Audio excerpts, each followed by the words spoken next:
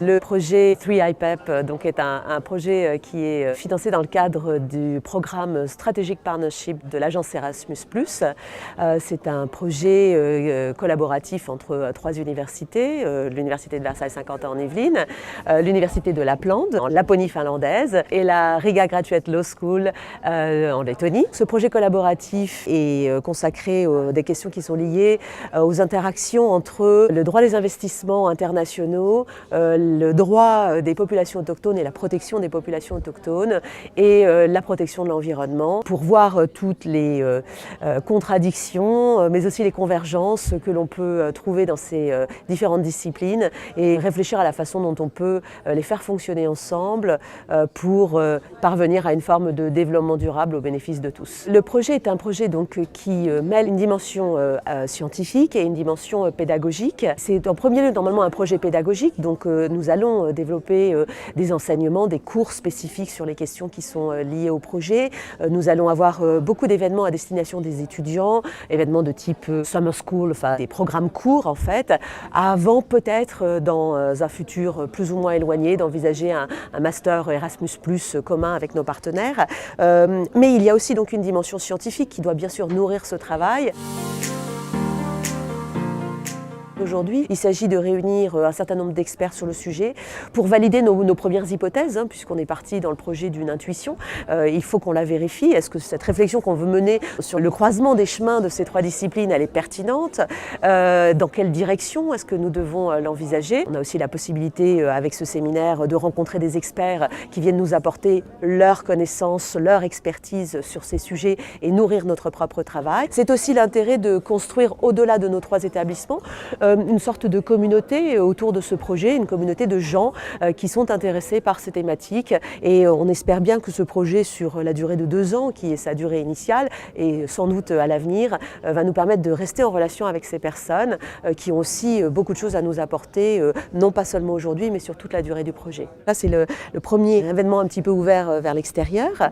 Il y en aura d'autres, donc pour les étudiants, donc on aura une université d'été qui va se passer à Riga au printemps. On aura une université d'hiver qui se passera à Rovaniemi en janvier 2020. Et puis on a en fermeture de projet 3 événements dits de dissémination qui sont contractuels, et donc un en Finlande, un en Lettonie et puis un en France. I'm in a way leading this project at my university, so trying to coordinate and also partly manage it. And I also have one course which is my course that is going to be developed during this process. That's corporate social responsibility and indigenous people. It's actually based on my own research projects. I'm running the course now based on my last project in oil corporate social responsibility in oil business in Russia.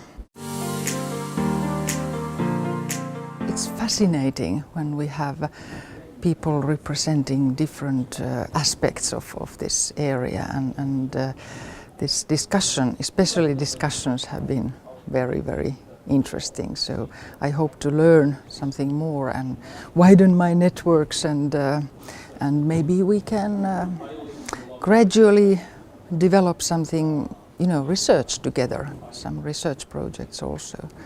Because teaching and research should go together. It's a wonderful idea because they support each other. For instance, at our university, we don't at the moment have people who would do research or teach in international investments. But then we have people who teach environmental law and we have people who teach indigenous issues. So it's an opportunity to combine knowledge and do something together. They are all important and if you can study and even teach them together, it will be really fruitful also for the students when they can ask questions from different academics and different specialists.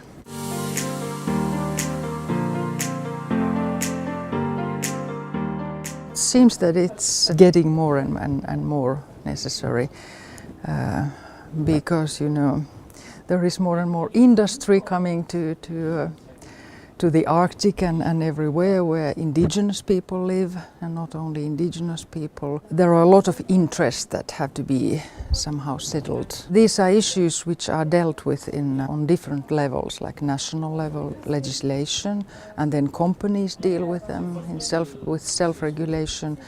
Then we have constitutional level also, and then this international organizations who deal with these issues. So it's pretty somehow spread around. I would say that difficult even for lawyers too, and lawyers don't know enough about these things, so they can't put everything together in their minds. So it's important that our law students will learn these things and will get a more holistic picture of these issues. For Finland, they are actually more important than you might think, because you often think that Finland is a rule of law country. We have the rule of law, but we have a lot of interest conflicts in Finnish Lapland, and also there is a problem that indigenous issues are not known well in our society. So people in the south, in the capital, don't know about them. Even people in Rovaniemi don't know about these problems that we are actually facing. A lot of these kind of, I would say, interest conflicts between different industries and livelihoods and cultures also. I'm listed on the program as a commentator on one of the sessions. I was basically going to say two things. First of all, to compliment the organizers for finding a very good project, bringing together different and difficult disciplines in international law, from human rights and business to investment and environment and indigenous people's rights. There are many relevant international and domestic standards. There are many actors.